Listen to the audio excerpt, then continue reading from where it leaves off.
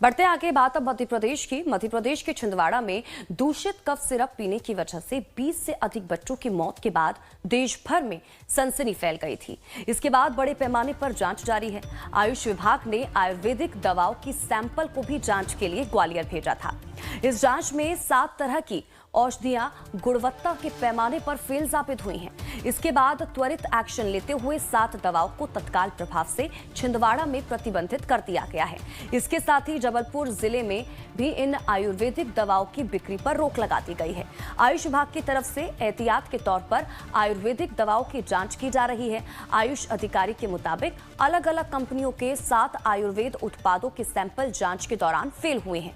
आयुर्वेदिक औषधि केंद्रों एवं मेडिकल स्टोर से सैंपलिंग की जा रही है और अगर रोक लगने के बाद भी कोई बेचते हुए पाया जाता है तो उनके खिलाफ कार्रवाई की जाएगी।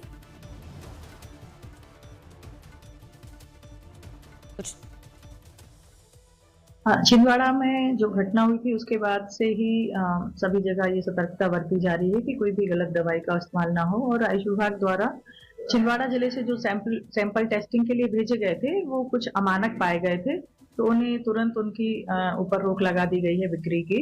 उसी क्रम में जबलपुर में भी लगातार हम लोग सतर्क हैं और सभी जगह इसके निरीक्षण किए जा रहे हैं टीम बना के दलों द्वारा।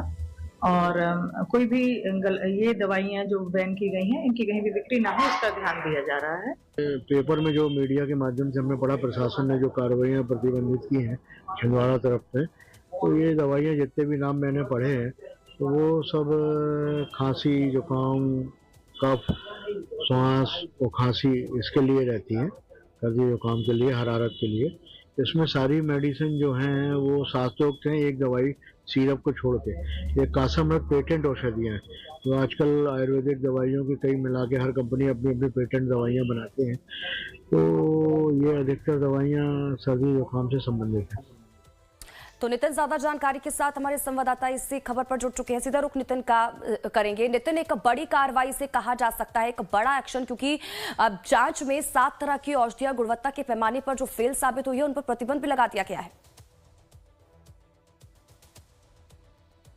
हाँ जी स्वाति, जिस तरह से मध्य प्रदेश के छिंदवाड़ा और बैतूल में कफ सिरप से 20 से अधिक बच्चों की जो मौत हुई थी उससे लोग उभरे भी नहीं थे, लेकिन दूसरी ओर अब आयुर्वेदिक दवाओं का मामला सामने आ चुका जिससे मध्य प्रदेश में हड़कंप मच गया। खांसी, बुखार और आयुर्वेदिक दवाओं के चलते जो इलाज हो रहा था, जिसमें जब आयुर्वेदिक सैंपल लिए गए डॉक्टरों द्वारा तो उसमें 7 दवाएं अमानक पाई गई, जिससे मध्य प्रदेश में हड़कंप मच गया। ग्वालियर में सैंपल लिए गए, जबलपुर, दतिया, उन इलाकों में लगातार यहाँ पर मेडिकल स्टोरों पर दवाएं वितरण की जा रही थी। वहाँ पर कई मेडिकल स्टोर ऐसे हैं जिनको सील कर दिया गया है, लेकिन छिंदवाड़ा और बैतूल इलाके में लगातार आयुर्वेदिक दवाएं वितरण की जा रही थी।